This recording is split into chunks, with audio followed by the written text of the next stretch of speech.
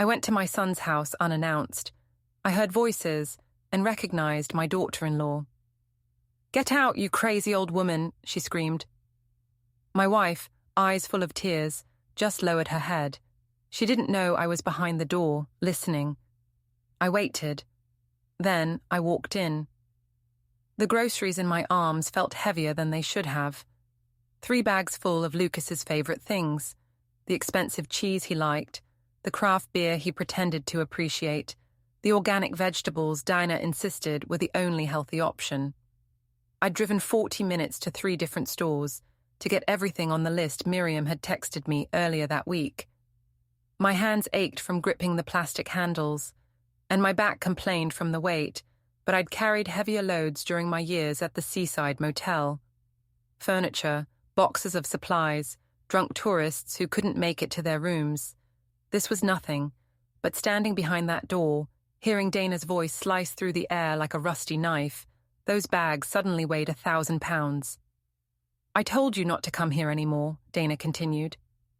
Her voice had that particular pitch that meant she'd been building up to this explosion for a while. "You think you can just walk into my house whenever you want? You think we owe you something?" Miriam's response was so quiet I almost didn't hear it. "I just brought the curtains I made for the nursery, the ones you asked for." "I didn't ask for anything from you." That was a lie. I'd heard Dana on the phone 2 weeks ago, gushing about how talented Miriam was with fabric, how perfect handmade curtains would be for the spare bedroom they were converting. But Dana had a gift for rewriting history to suit her current mood. I counted to 10. Old habit from my motel days, when you had to decide whether a situation needed calm de-escalation or immediate action. The seaside wasn't fancy. It was the kind of place where people paid cash and didn't ask for receipts. But Hank Doyle ran a tight ship. He taught me that patience was a weapon. Wait, watch, then move. Through the crack where the door didn't quite meet the frame, I could see Dana's shadow moving across the hardwood floor Lucas had insisted on installing last year. $12,000 for fancy wood from Brazil or somewhere. I knew the exact amount because Miriam had quietly transferred money into their account when Lucas called, panicked, saying the contractor wanted payment up front and they were short. "Just a loan, Mom," he'd said. "We'll pay you back next month." That was 14 months ago. "You smell like old motel towels," Dana said. I watched Miriam's shadow flinch. "Honestly, I don't know how you live like that. It's embarrassing." Something cold slithered down my spine. Not anger yet. Something sharper, cleaner, like the first cut of a scalpel before you feel the pain. I shifted the grocery bags to my left arm and reached for the doorknob. The brass was warm under my fingers. I turned it slowly, letting the mechanism click open with the softest sound. Dana didn't notice. She was too busy working herself into a performance.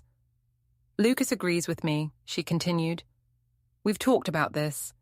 You two need to understand boundaries.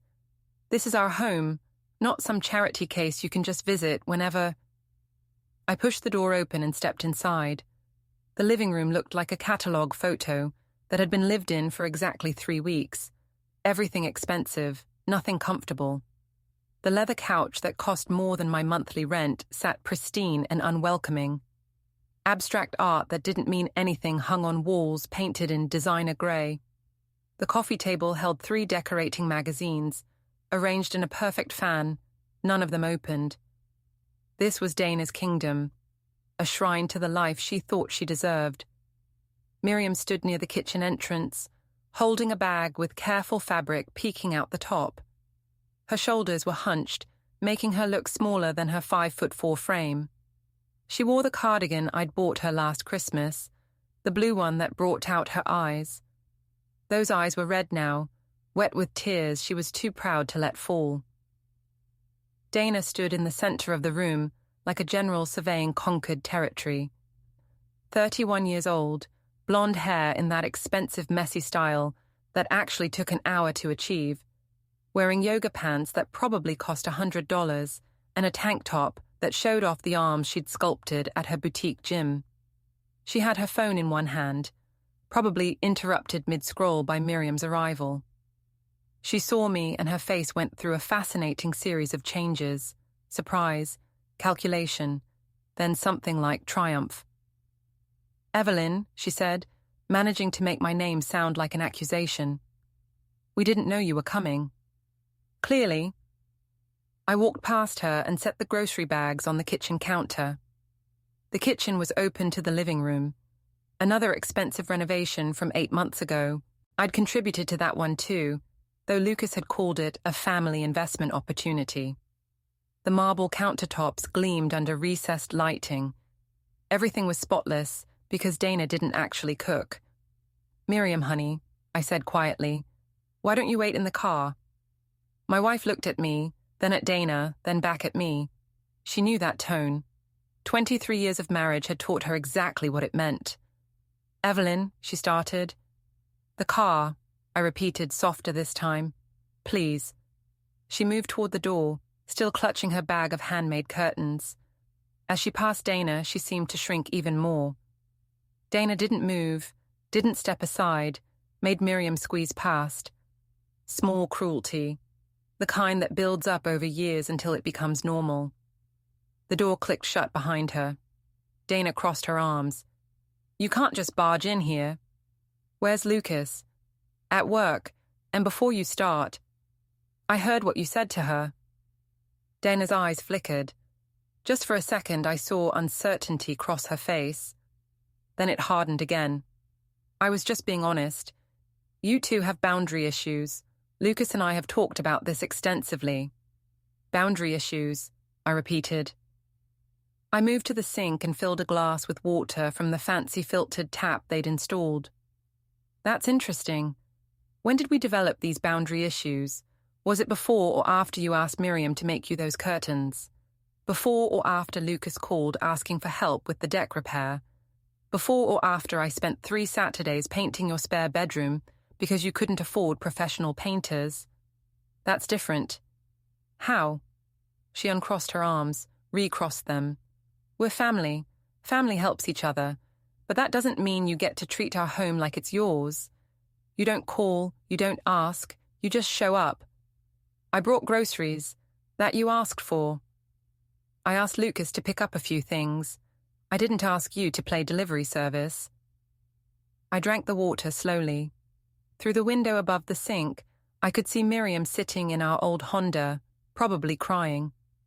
The car was 15 years old, needed a new transmission, made a whining sound whenever I accelerated too fast. We couldn't afford to replace it. Most of our money went to Lucas and Dana, one crisis at a time. "Tell me something," I said, setting down the glass. "Do you actually believe the things you say, or is it all just performance?" Dana's face flushed. "Excuse me. The boundaries speech, the dignity routine, do you believe it? Or do you just need to convince yourself that you're not using us?" "Using you?" Her voice went up half an octave. "We've never asked you for anything. Lucas called me 4 times last month, once for money, once for help with his car, once because his internet was out and he needed me to call the company because apparently he's too busy, once because you wanted my lasagna recipe but refused to call me yourself. That's not... You asked Miriam to babysit your sister's kids 3 weeks ago, 6 hours, no pay. You cancelled at the last minute but never apologized. We had plans that came up. You asked me to co-sign your car lease because your credit wasn't good enough. That was 2 years ago. You still have the car, Dana. My name is still on the paperwork. If you default, it's my problem." She moved toward me, and for a second I thought she might actually do something physical. But Dana was too controlled for that. She stopped 3 feet away, close enough to invade my space, far enough to maintain plausible deniability. "You're upset because I was honest with Miriam," she said. "But someone needed to say it. You two are too dependent on us. You treat Lucas like he's still a child. You smother him. And honestly," she lowered her voice like she was sharing a secret, "it's getting weird. The constant calls, the surprise visits, the gifts we didn't ask for. Lucas is too nice to say it, but I'm not. You need to back off." I looked at her for a long moment, really looked, saw past the expensive highlights and the carefully applied makeup and the designer workout clothes, saw the girl who'd married my son because she thought he'd make more money than he did, saw the woman who redecorated compulsively because the house never felt like enough, saw the desperate need to appear successful while barely keeping the bills paid. I saw exactly who she was, and I smiled. Not a warm smile, not reassuring. The kind of smile that made drunk tourists back away slowly at the motel, the kind that preceded Hank Doyle throwing someone out on their ass. "Okay," I said quietly. Dana blinked. "Okay? You want boundaries? You got them. You want us to back off? Consider us gone." I walked to the counter and picked up the grocery bags. Started loading everything back in. The cheese, the beer, the organic vegetables. The steaks I'd splurged on because Lucas mentioned wanting to grill this weekend. The fancy ice cream Dana liked, the kind that cost $12 a pint. "What are you doing?" Dana asked. "Respecting your boundaries." "Don't be dramatic. You said you didn't ask for anything, so I'm taking back what you didn't ask for." I felt her watching me as I methodically repacked everything. My hands were steady, my breathing was even. Inside, something was shifting, rearranging, crystallizing into a shape I didn't quite recognize yet, but knew I would. "Evelyn, come on," Dana said, and now her voice had changed. Less sharp, more uncertain. "You're being ridiculous. I was just trying to establish some healthy boundaries. And I'm respecting them, completely, totally. You'll never have to worry about us smothering you again." I picked up the bags and headed for the door. Dana followed. "Lucas isn't going to like this," she said. "You're overreacting to one conversation. Lucas can call me if he has a problem with it, on his own, without you coaching him." I opened the door. The afternoon sun hit me in the face, warm and indifferent. "By the way, you left your straightening iron on in the bathroom. Might want to get that before you start a fire." "How did you—" She cut herself off, realizing the implication, that I'd been in their house long enough to notice details, that I'd been quiet enough she hadn't heard me, that I'd been watching. I walked to the car without looking back, put the groceries in the trunk, got in the driver's seat. Miriam was wiping her eyes with a tissue, trying to hide the evidence. "I'm sorry," she whispered. "I should have called first. I just thought—" "Don't apologize." "But I embarrassed you." "No, baby. She embarrassed herself. She just doesn't know it yet." I started the car. Through the windshield, I could see Dana standing in the doorway, phone already at her ear, calling Lucas, no doubt, spinning her version before I could spin mine. I smiled again, that same cold smile. "What are we going to do?" Miriam asked. "Drive home, put away these groceries, make ourselves a nice dinner with that expensive steak." And then, I pulled out of the driveway, watching Dana shrink in the rearview mirror. "And then we're going to teach them what boundaries really look like." The drive home took 40 minutes. Miriam was quiet, processing.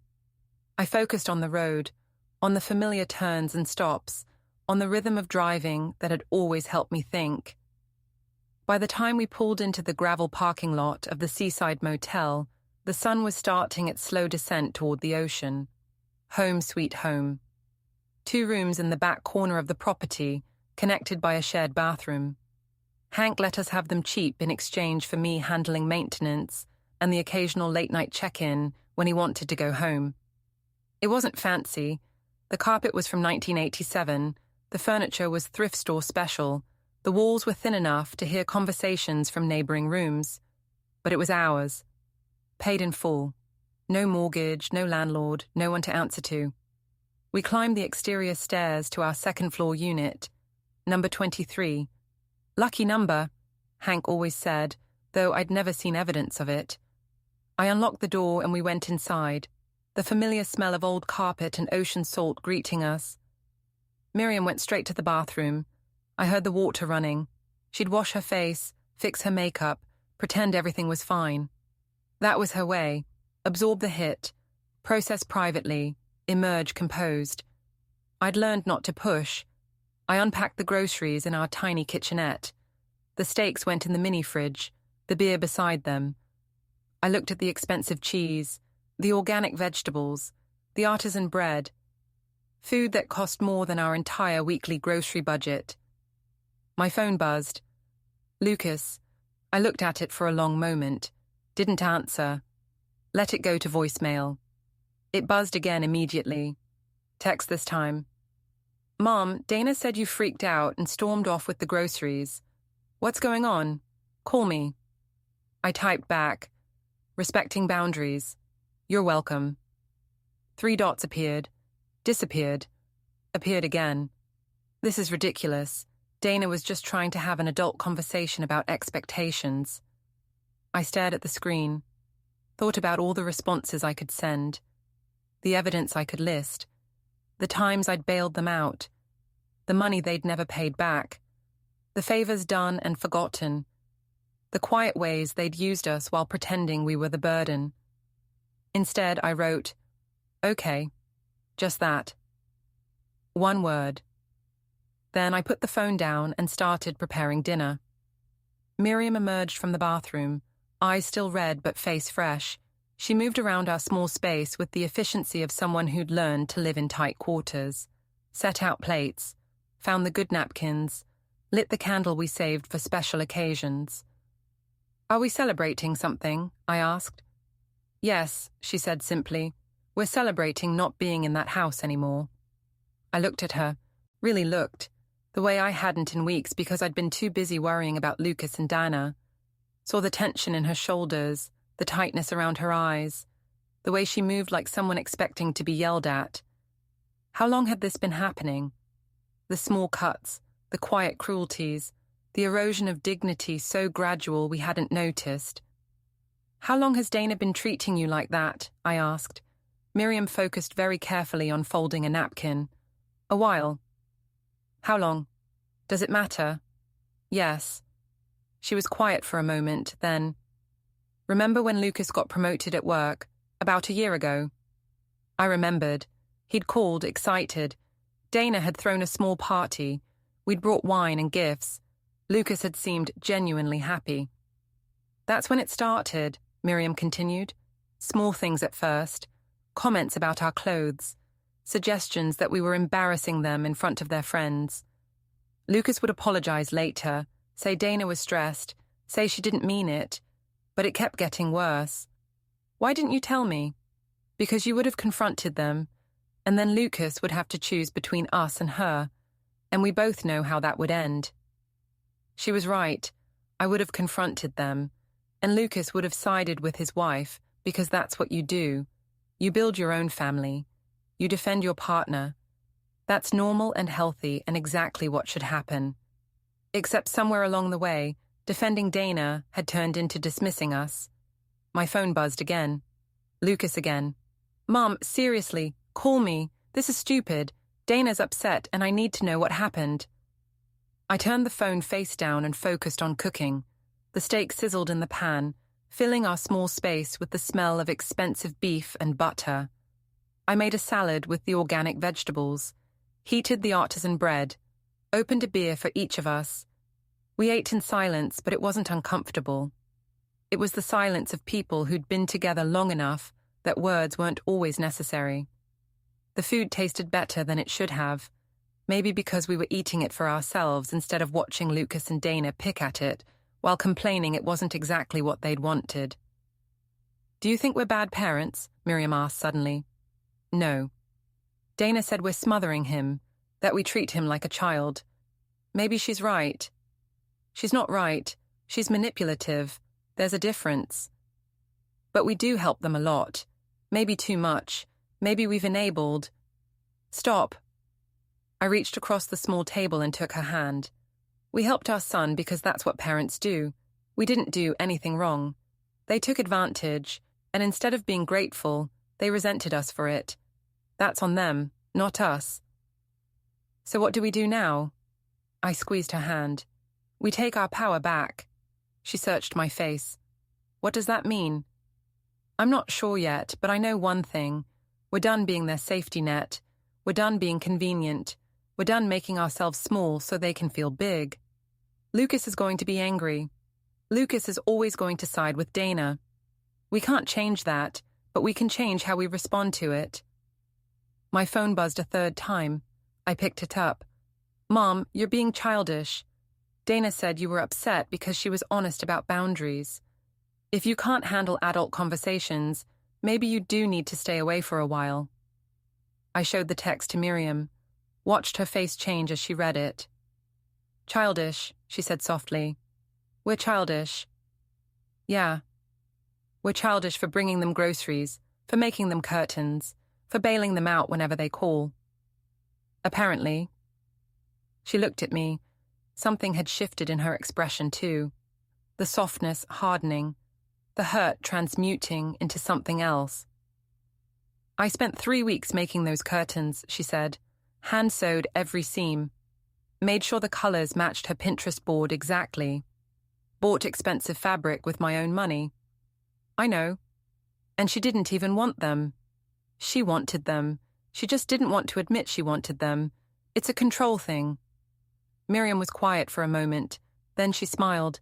A small, dangerous smile I'd only seen a handful of times in 23 years. What? I asked. I was just thinking, if we're going to have boundaries, we should really commit to it. Meaning I have copies of every text message Lucas has sent asking for help, every voicemail, every email. I've been saving them without really thinking about why. I leaned back in my chair. How many? 47 texts, 19 voicemails, 12 emails, just in the last 6 months. That's a lot of boundary violations. Almost like they don't actually want boundaries at all. Almost like they want the freedom to use us without the responsibility of being grateful. We looked at each other across the small table. The candle flickered between us. Outside, I could hear the ocean, constant and indifferent. What are you thinking? Miriam asked. I'm thinking, I said slowly, that maybe it's time Lucas learned what it's like when the safety net disappears. That's what I was thinking too. I'm also thinking that we've been very, very nice for a very long time. We have. And niceness has gotten us exactly nowhere. Less than nowhere. It's gotten us insulted and dismissed and treated like we're the problem. I picked up my phone and opened the text thread with Lucas, read through 6 months of messages. Request after request, need after need. Always phrased like we were doing them a favor by letting them ask. I started typing a response. Deleted it. Started again. Deleted again. Finally I wrote, You're right. I can't handle adult conversations where your wife screams at my wife and calls her crazy. So we'll stay away. Completely. Permanently. Good luck with everything. I showed it to Miriam before sending. That's going to make him angry, she said. Everything makes him angry lately. At least this way we're choosing it. Send it. I hit send. Watched the message turn blue. Delivered. 3 seconds later, my phone rang. Lucas. I declined the call. It rang again immediately. Declined again. A text. Don't be dramatic. Answer the phone. Another. Mom, this is ridiculous. You're acting crazy. Another. Fine, ignore me, but don't blame me when you're wondering why we never visit anymore. I turned off my phone and set it on the table. That felt good, I said. It did, didn't it? We finished dinner in comfortable silence. Afterward, Miriam cleaned up while I went outside and stood on the second-floor walkway, looking out at the ocean. The seaside motel wasn't much to look at. 28 rooms arranged in a horseshoe around a parking lot, paint peeling, neon sign flickering. But the view was real. No designer grey walls. No expensive furniture that no one was allowed to touch. Just the ocean, eternal and honest. Hank came out of the office below, saw me, waved. I waved back. Everything okay, Evelyn? He called up. Getting there, Hank. Getting there. He nodded and went back inside. Hank never pried. That was one of the things I liked about him. My phone was off, but I could imagine it lighting up with messages. Lucas, probably furious now. Dana, probably coaching him on what to say. The two of them building their narrative, deciding that we were the crazy ones, the unreasonable ones, the problem that needed to be managed. Let them. I went back inside. Miriam was on her laptop, doing something that required intense concentration. "What are you working on?" I asked. "Making a list." "Of what?" "Everything we've given them in the last 2 years. Money, gifts, labor, time, everything, with dates and amounts." "Why?" She looked up at me. "Because when they start telling people we're the crazy ones, I want facts. And because I want to see it all written down. I want to know exactly how much being their parents has cost us." I sat down next to her. The list was already longer than I'd expected. "Jesus," I whispered, "we're up to $14,000 in direct money transfers. That's not counting the co-signing, the groceries, the gifts. Just money we gave them that they never paid back. 14,000. And that's just what I can verify from bank records. I'm sure there's more I'm forgetting." I stared at the list, saw it broken down month by month, transaction by transaction. The pattern was clear. Lucas called, we gave. No questions asked, no payment expected, because that's what parents do. Except parents also raise children who appreciate sacrifice, who recognize generosity, who don't scream at their mother-in-law and call her crazy.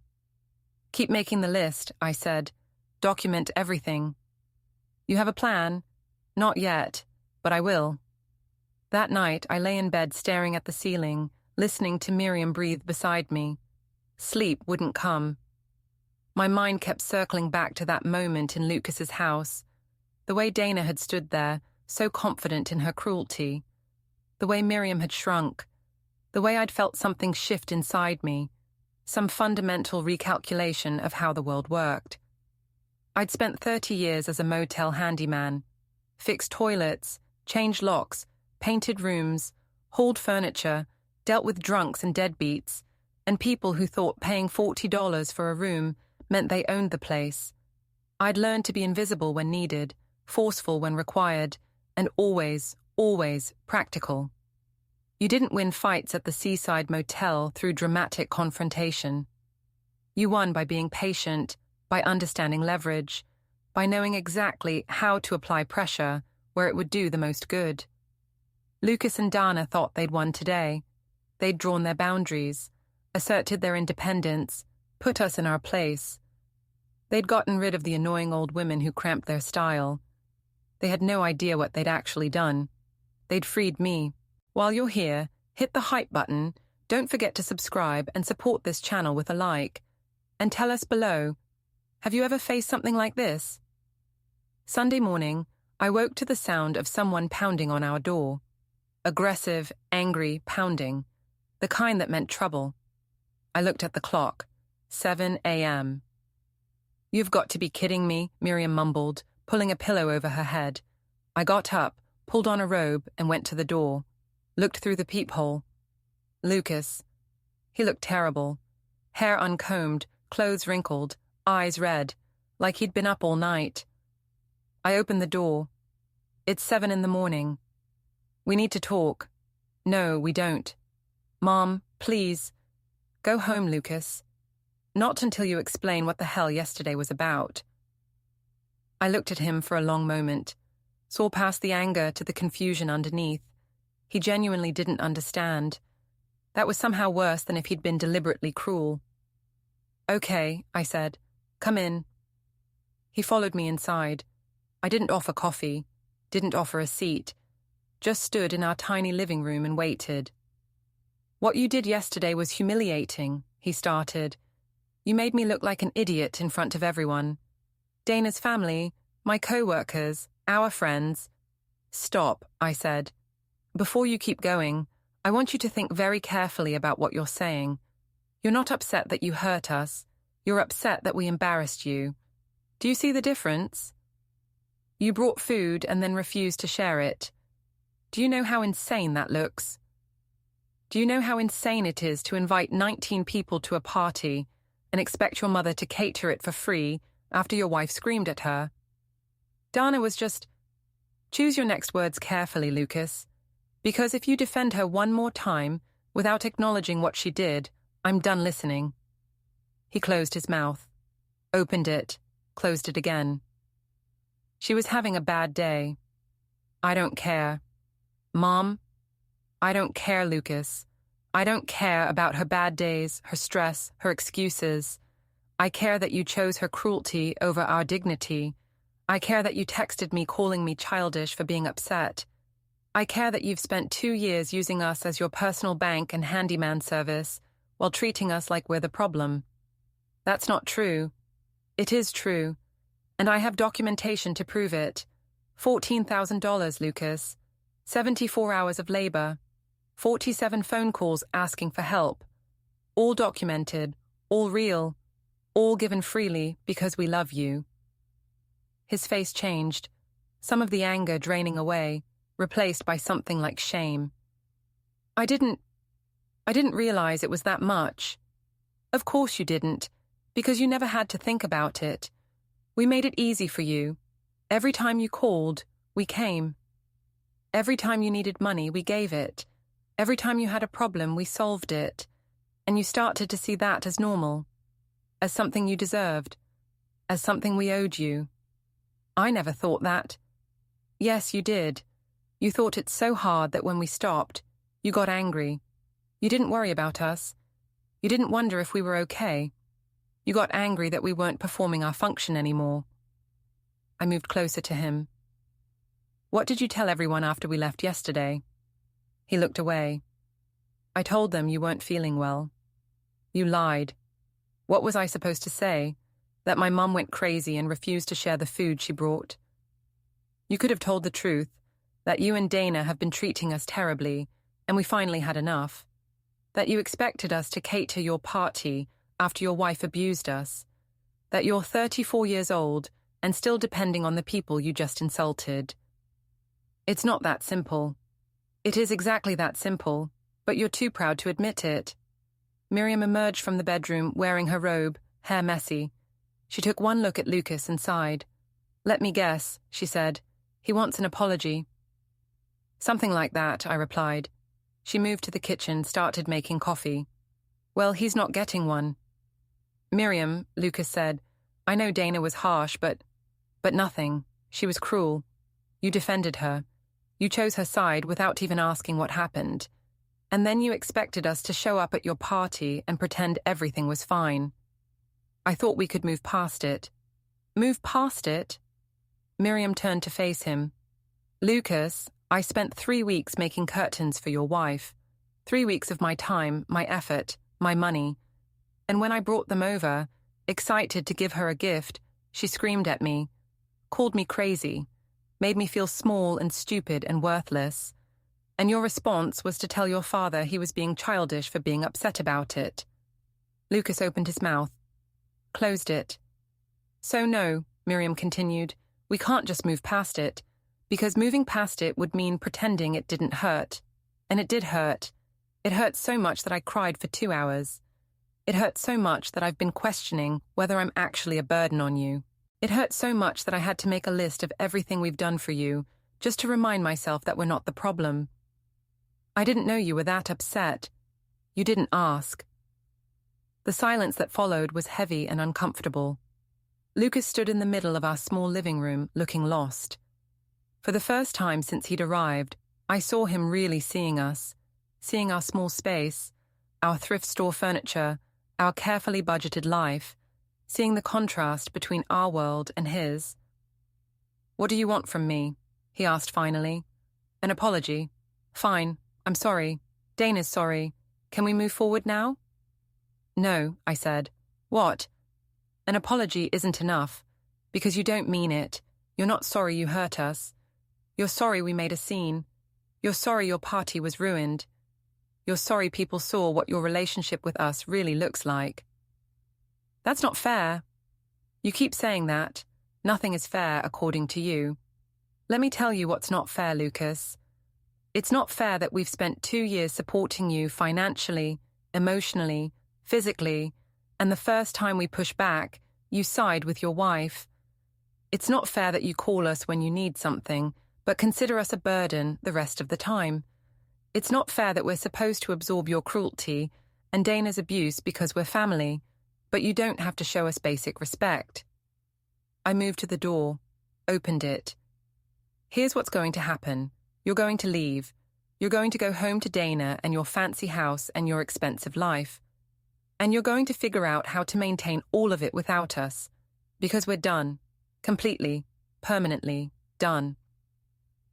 Mom, you wanted independence, you got it. You wanted boundaries. They're established. Starting today, we're just two women who used to know you. We're not your bank. We're not your handyman service. We're not your emotional support. We're nothing to you. You're my mother. Biologically, yes. Functionally, no. You lost that privilege when you chose your wife's cruelty over our dignity. Lucas stood there, and for a moment I thought he might actually break. Might actually understand. Might actually apologize for real. Instead, he said, "Fine, if that's how you want it." And he left. I closed the door behind him, stood with my forehead pressed against the cheap wood, felt Miriam's arms wrap around me from behind. "That was hard," she whispered. "Yeah. Are we sure? About what? About cutting him off completely. He's still our son. Maybe with time." "No." I turned to face her. "Not with time. Not with anything. He had a chance to make this right, and he chose pride. That tells me everything I need to know." We drank our coffee on the walkway, watching the ocean. The seaside was waking up slowly. Truckers loading their vehicles, the couple from room 7 arguing over breakfast, Hank hosing down the walkways. My phone was still off. I had no interest in turning it on. "What now?" Miriam asked. "Now we reinforce the boundaries." "How?" "Lucas still has things of ours. Furniture we lent him, tools, books, family photos. We're going to get them back." "You want to go back to his house?" "Not want, need. We gave him those things assuming he'd value them. He doesn't, so we're taking them back. He's not going to just let us take stuff. He doesn't have a choice. It's ours.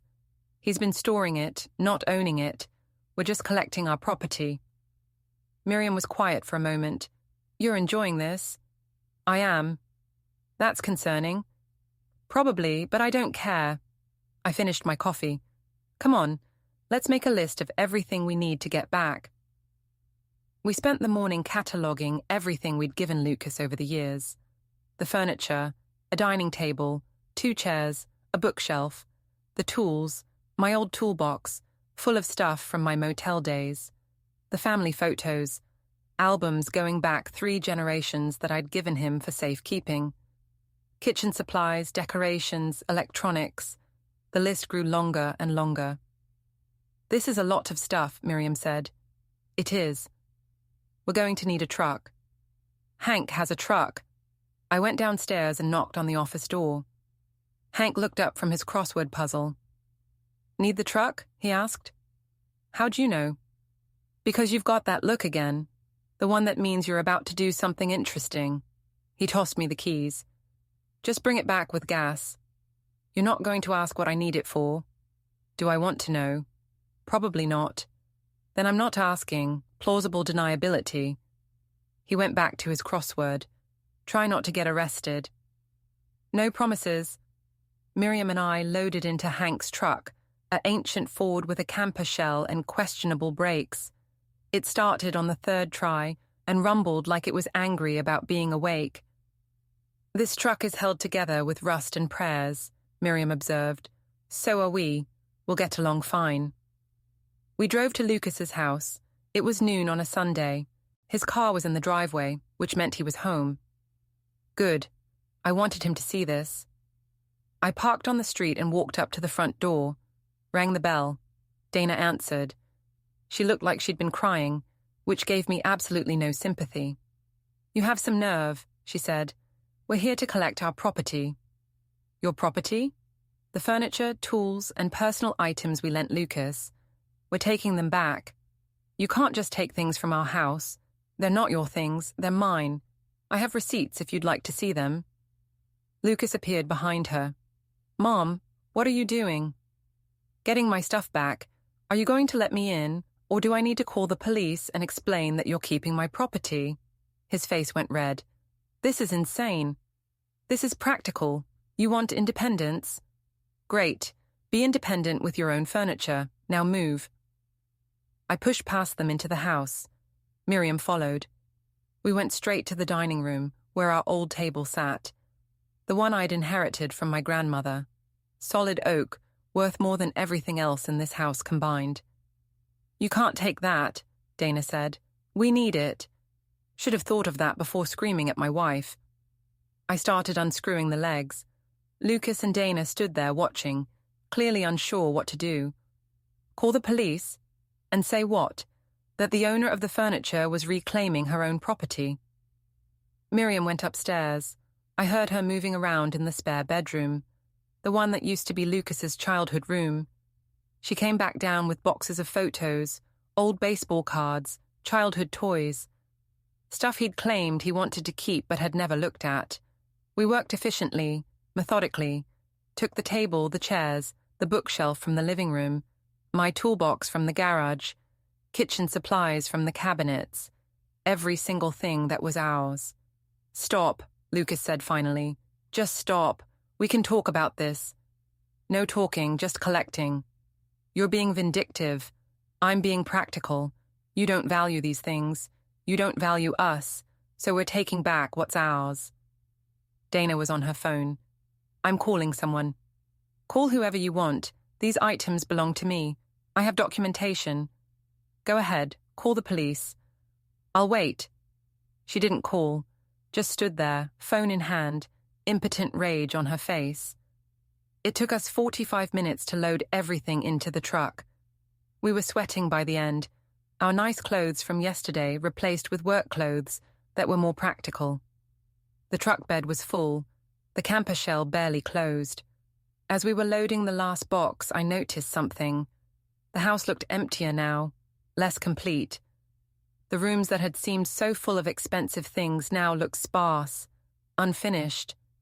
The table they'd been using for dinner parties was gone. The bookshelf that had made the living room look sophisticated was gone. The tools Lucas used for occasional home repairs were gone. It looked like what it was. A house owned by people who'd been living beyond their means, with help they'd never acknowledged. Lucas stood in the driveway watching us. Dana was inside, probably already texting her family about how crazy we were. Why are you doing this? Lucas asked quietly. What do you want from us? I closed the truck's tailgate. Nothing. That's the point. We don't want anything from you anymore. We're done wanting. You're my mother. And you're my son. And despite that, you chose cruelty. So now we're choosing distance. Seems fair. When did you become so cold? I looked at him, really looked, saw the little boy who'd skinned his knees learning to ride a bike, the teenager who'd cried on my shoulder after his first breakup, the young man who'd called me first when he got his job, excited and proud. Where had that person gone? I'm not cold, I said. I'm just done being warm to people who use it against me. I got in the truck. Miriam was already in the passenger seat. Lucas stood there as I started the engine. Starting today, Mom, he called out. You eat your own food. Stop thinking I'm going to support some old woman. I froze, put the truck in park, turned off the engine, got out. What did you say? He realized his mistake immediately, stepped back. You think you support us? I said, voice very quiet. You think we need your support? I didn't mean... We've given you $14,000 in 2 years, Lucas. How much have you given us? I'll wait while you calculate it. He said nothing. That's what I thought. You've given us nothing. Less than nothing. You've taken and taken and taken. And when we finally stopped giving, you got angry. And now you have the audacity to claim you support us. I moved closer. He moved back. Let me be very clear. We don't need your support. We don't need your approval. We don't need your permission. We're two women with jobs and savings and dignity. We're doing just fine without you. Can you say the same? I looked at the house. How much is your mortgage? $1,800 a month.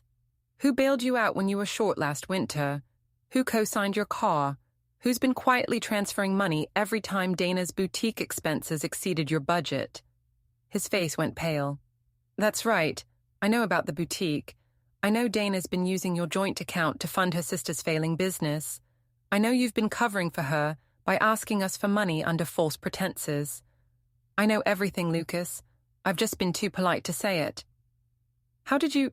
Because I'm not stupid, because I pay attention, because when you lie to someone for 2 years, they start noticing patterns. I got back in the truck, started the engine. Enjoy your independence, I called through the window. I hope it keeps you warm when you're figuring out how to pay your bills without us. We drove away. In the rearview mirror, I could see Lucas standing in the driveway, Dana joining him. They looked small and lost and completely unprepared for reality. That felt good, I said. It felt amazing, Miriam replied. But did you mean what you said about knowing Dana's been using their money? Oh yes, I've known for 6 months. How?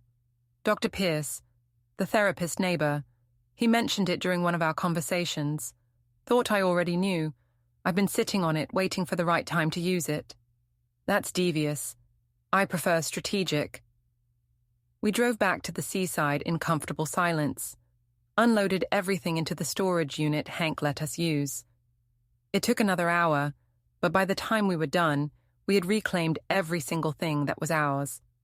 You know what's funny, Miriam said, looking at the full storage unit. I forgot we owned all this stuff. It's like we'd written it off in our minds. That's what happens when you give things away hoping they'll be valued.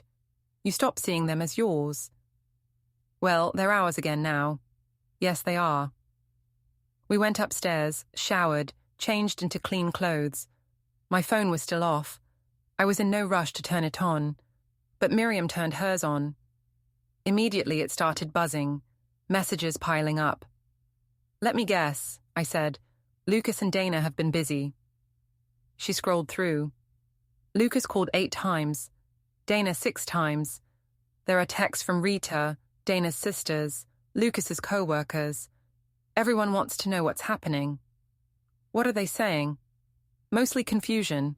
Lucas told everyone we had some kind of breakdown. Dana's claiming we stole their furniture. Interesting spin. Rita's more blunt.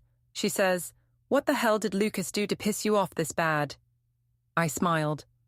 Smart woman, Rita. Are you going to respond to anyone? No. Let them wonder. Let Lucas and Dana try to explain why we'd have a breakdown. Let people ask questions. The more they talk, the more inconsistencies they'll create. That's assuming people will believe us over them.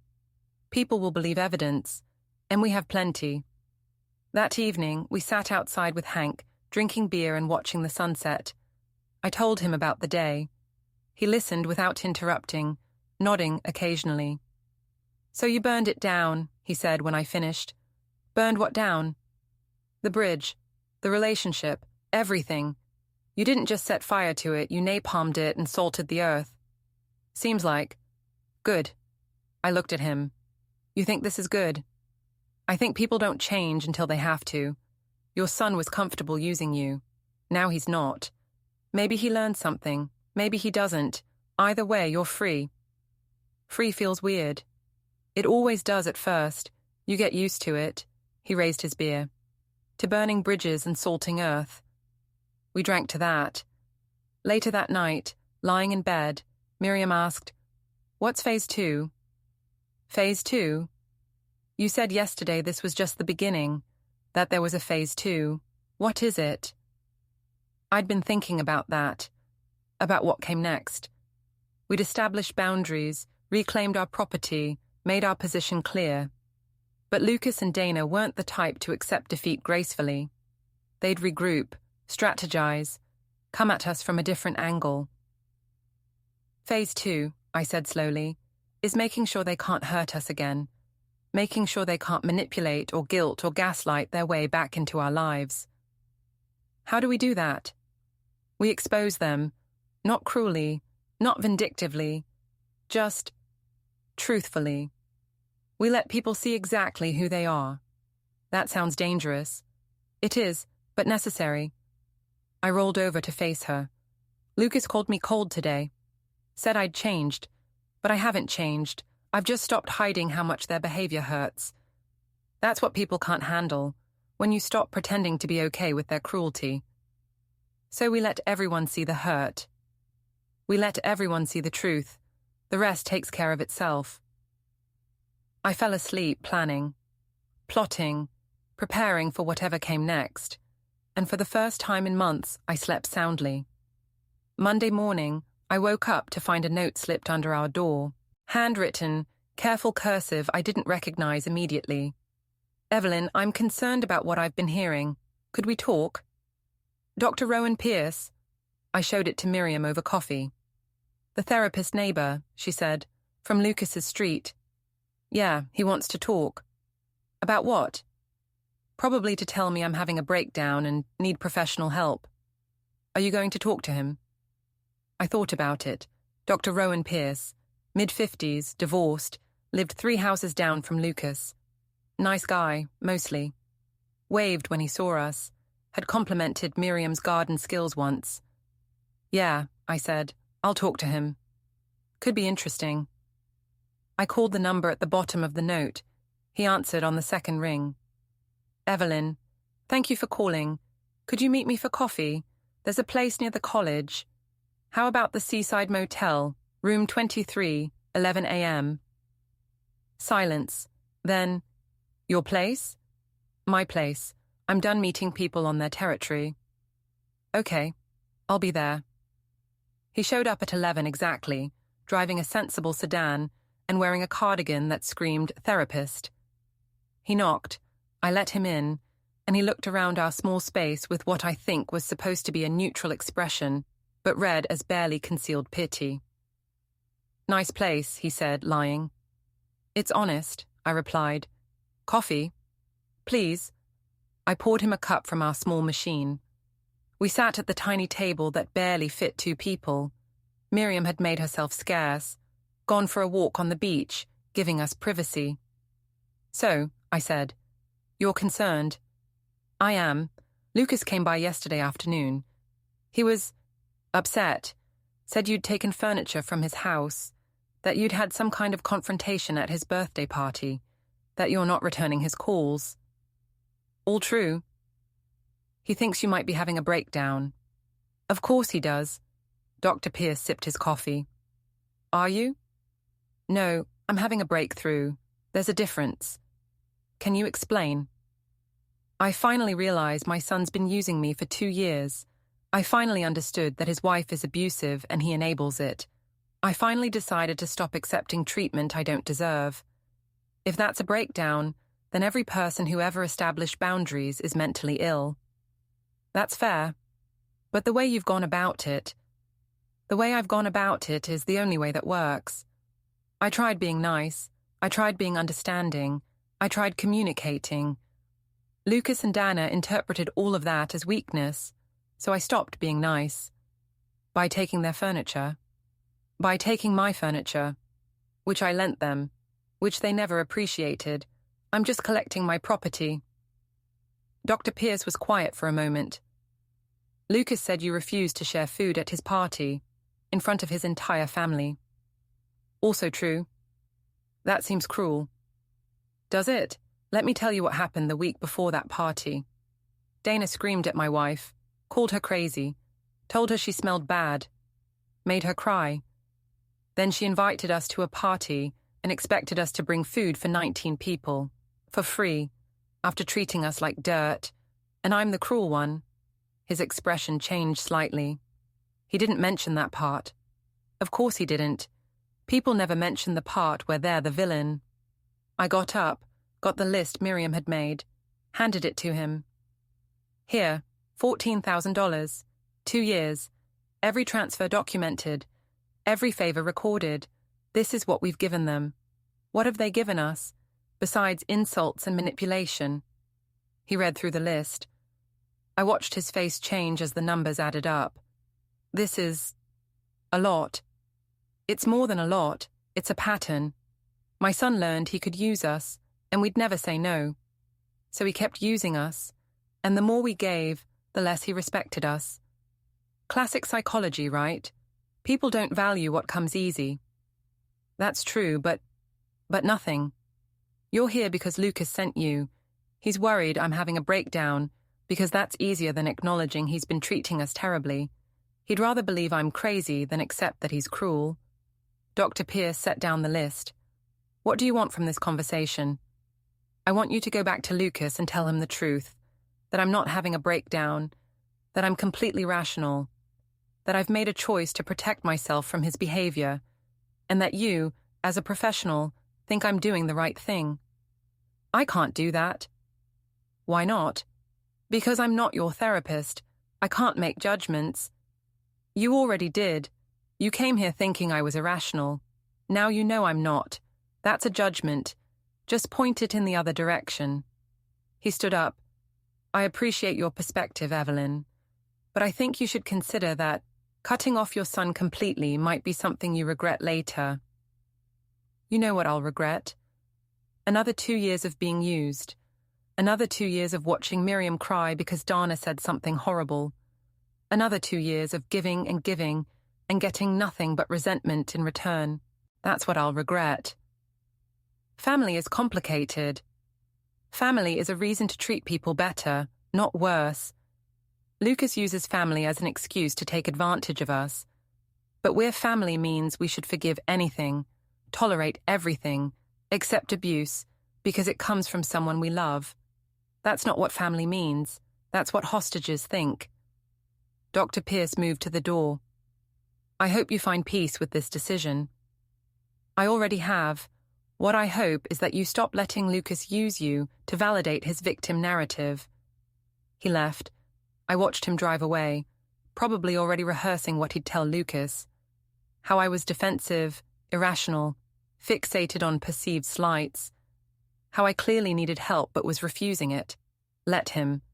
Let Lucas hear what he wanted to hear. The truth would come out eventually. It always did. Miriam came back an hour later, windswept and smelling like ocean. How'd it go? She asked. He thinks I'm having a breakdown. Of course he does. But I planted seeds, showed him the list, made him see the numbers. He'll go back to Lucas thinking I'm crazy, but the numbers will stay in his head, and numbers don't lie. You're enjoying this too much. I'm enjoying it the perfect amount. My phone was still off, but Miriam started ringing. She looked at the screen. Rita, she said. Lucas's cousin. Yeah, should I answer? Put it on speaker, she answered. Rita's voice filled the small room, loud and sharp. Miriam, is Evelyn there? I'm here, I said. Good, because I need to know what the hell is going on. I just had lunch with Lucas and Dana, and their story makes no sense. They're saying you've had some kind of mental breakdown, but when I asked for details, they got weird and defensive. So I'm calling you. What actually happened? I smiled. Smart woman, Rita. What did they tell you? I asked. That you refused to bring food to Lucas's party, that you took furniture from their house, that you're not returning calls, that you're being irrational and cruel and they're worried about you. And you don't believe them. I believe something happened. I don't believe their version. I've known you 20 years, Evelyn. You're a lot of things, but irrational isn't one of them. So talk. I told her everything. The fight with Dana, the insults, the birthday party, the furniture recovery, the $14,000, the pattern of using us while resenting us, the way Lucas defended Dana no matter what she did. Yeah, he's been playing the victim. He's been playing the victim. And Dana's been the actual problem this whole time. Not the whole problem. Lucas enables her. But yeah, she's been cruel, and he's been letting it happen. More silence. Then Rita laughed. Sharp, bitter laugh. What? I asked. I'm laughing because I should have seen it sooner. Dana's always been, let's call it high maintenance. But Lucas kept defending her, and we all figured, okay, he loves her. That's sweet. But now it makes sense. He wasn't defending her because he loved her. He was defending her because admitting she's awful would mean admitting he made a mistake. Bingo. Shit, Evelyn, I'm sorry, I should have noticed. Not your job to notice. I'm family, it's exactly my job. She paused. What are you going to do? Nothing. I've done everything I need to do. Now I'm just waiting to see what they do. Can I tell the rest of the family? Tell whoever you want. I'm not keeping secrets anymore. Lucas is going to hate that. Good. He should experience consequences for once. Rita hung up with a promise to call back soon. Miriam looked at me. That's one ally, she said. It's a start. Over the next 3 days, the story spread through the family network. Rita told her siblings. They told their spouses. Those spouses told their friends. The narrative Lucas and Dana were trying to build, crazy mother having a breakdown, started cracking as people asked questions. How much money had we given them? Why would we take back furniture if we were just being irrational? What exactly had Dana said to Miriam? Why wouldn't Lucas talk about the specifics? Each question chipped away at their version. Each conversation revealed new inconsistencies. Wednesday evening, Dana's sister called. Miriam answered, surprised. This is weird, the sister said. Her name was Jessica, I remembered. Younger than Dana, less polished. I probably shouldn't be calling. But you are, Miriam said. Dana's been weird lately. Spending money on my boutique, but being really secretive about it. And now this thing with you and Lucas. And she's telling one story, but it doesn't add up. I need to know, is my sister the problem? Miriam looked at me. I nodded. Yes, Miriam said, your sister is the problem. She's been using Lucas's money to fund your boutique without telling him. She's been cruel to us for over a year. And when we finally pushed back, she and Lucas decided we were the crazy ones. Shit, I thought the money was from her savings. She said she'd been careful with their budget. She lied. Lucas has been asking us for money to cover the shortfall. We've been bailing them out for months. Jessica swore again. I need to talk to Dana. Good luck with that. She hung up. Miriam set down the phone. This is getting messy, she said. No, this is getting honest. Messy was pretending everything was fine while they used us. Thursday morning, Lucas called. I'd finally turned my phone back on, curious what he'd try next. We need to talk, he said. No greeting, just straight to demands. We've talked. You didn't listen. People are calling me, asking questions. Rita's telling everyone we're terrible people. Are you? What? Are you terrible people because the evidence suggests yes? Mom, this is getting out of hand. Dana's family is angry. My co-workers are asking questions. Dr. Pierce thinks you're having a mental health crisis. Dr. Pierce doesn't know what he's talking about. You need to fix this. Tell people you overreacted. Apologize to Dana. Come get lunch and we'll figure this out. No. Mom, I'm not fixing your mess, Lucas. You created this problem by treating us terribly. You solve it by being better. But that requires acknowledging what you did wrong, and you're clearly not capable of that. I've tried apologizing. No, you've tried making excuses. There's a difference. A real apology would sound like, Mom, I was wrong. Dana was cruel and I defended her. We've been using you financially and emotionally for years and never appreciated it. I see that now and I'm genuinely sorry. But you haven't said any of that because you don't believe it. Silence. See, I said. You can't even fake it convincingly. What do you want from me? Nothing. That's what you don't understand. I don't want anything anymore. I'm done wanting. I'm done hoping you'll be better. I'm done being disappointed. I've accepted who you are, and I've decided that person isn't someone I want in my life. You're my mother, and you're my son, and yet here we are. Turns out biology doesn't trump behavior. I hung up. Felt Miriam's hand on my shoulder. That was hard, she said. That was necessary. That evening, we got a visit from someone unexpected. Dana showed up at the seaside, alone, wearing sunglasses even though the sun was setting. She knocked on our door. I almost didn't answer, but curiosity won. I opened the door, looked at her, waited. "Can I come in?" she asked. Her voice was different, smaller. "No. Please, I need to talk to you." "So talk." She glanced around the parking lot. "Out here?" "You wanted me out of your house. I'm keeping you out of mine. Seems fair." She took off the sunglasses. Her eyes were red. Either she'd been crying, or she was very good at faking it. "I'm sorry," she said. "For what, specifically?" "For what I said to Miriam, for being harsh, for not appreciating everything you've done for us." "Okay." She blinked. "Okay? Yeah. Apology received. You can go now." "That's it? You're not going to forgive me?" "Forgiveness isn't automatic. You apologized. That's good, but it doesn't erase what you did or change how I feel about it. Lucas said if I apologized, you'd back off, that you'd stop telling everyone we're terrible people." "Lucas lied to you, imagine that." Her face changed, the softness hardening. "I drove all the way out here. I didn't ask you to. You're being unreasonable. I'm being honest. You were cruel. You got caught. Now you're facing consequences. That's not unreasonable.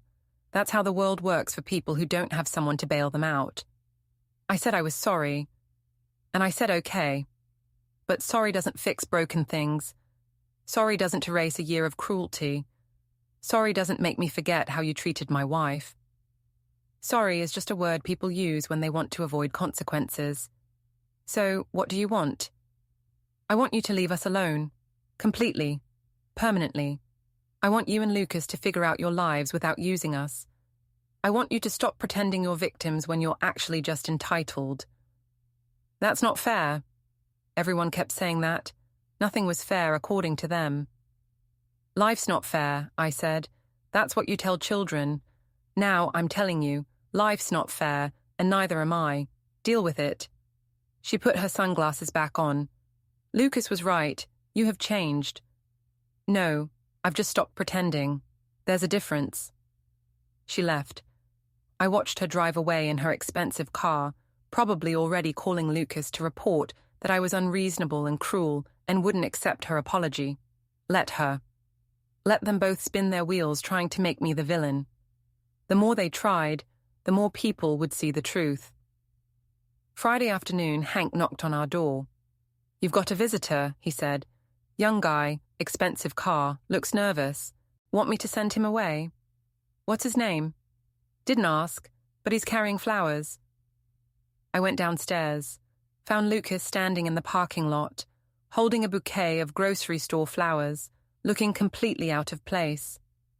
"Mum," he said, "I know you said we're done talking, but I brought peace offerings." He held out the flowers. I didn't take them. "Dana told me about last night," he continued. "She said she apologized and you wouldn't accept it. She apologized because you told her to, not because she meant it. She did mean it. Lucas, stop. Just stop. I'm tired of this dance where you pretend things are different than they are. Dana's not sorry. You're not sorry. You're both just sorry that people are noticing how you treat us. That's not true. Yes, it is. And you know it. Deep down, past all your defensiveness and denial, you know exactly what you've done. You've used us for years. You've let Dana treat us terribly. You've taken our money and our time and our love, and you've given us nothing but resentment in return." He stood there, flowers wilting in his hands. "I don't know how to fix this," he said quietly. "You can't. That's what you don't understand. Some things can't be fixed. Some relationships, once broken, stay broken. You chose Dana over us repeatedly. You made that choice. Now you live with it. But you're my mom, and you're my son, and I love you. But love doesn't mean accepting abuse. Love doesn't mean being a doormat. Love doesn't mean sacrificing my dignity so you can feel better about yourself." I moved closer to him, saw the little boy he used to be buried somewhere under the entitled man he'd become. "You had a choice, Lucas. When Dana screamed at Miriam, you could have defended her. When I called you upset, you could have listened.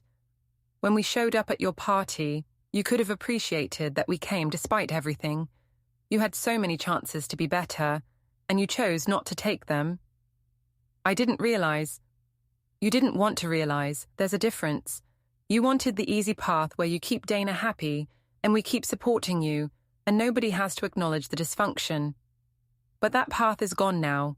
I burned it, on purpose, with full knowledge of what I was doing. The flowers dropped from his hands. He didn't pick them up. What do I do now? He asked. You grow up. You figure out how to support yourself without using your parents. You take responsibility for your choices. You become the person I raised you to be instead of the person Dana turned you into. That's not fair to Dana. I don't care about being fair to Dana. I care about you becoming a better person. And step one is admitting you've been a shitty son. His face went red. Anger and shame fighting for dominance.